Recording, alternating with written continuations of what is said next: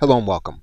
Once you understand how to operate the basics of ChatGPT, you will be able to overcome a blank screen when you need to produce content or you need to produce elements in your business that would otherwise be difficult to construct from scratch.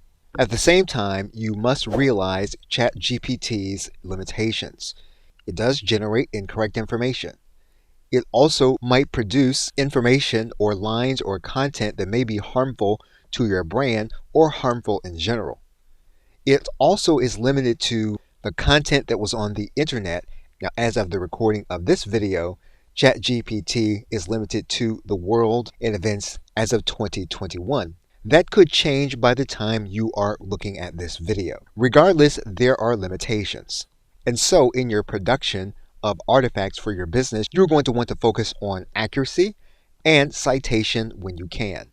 But ChatGPT will help you to overcome a blank screen. And that is what we will do in this course, is to undertake the writing of a sales presentation of an information product that you have created. Now, this will not take the place of a personal sales letter, nor will it take the place of a professional copywriter.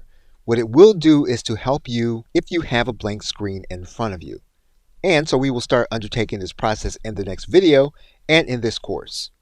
Okay, so with that, thanks, and I will see you in another video.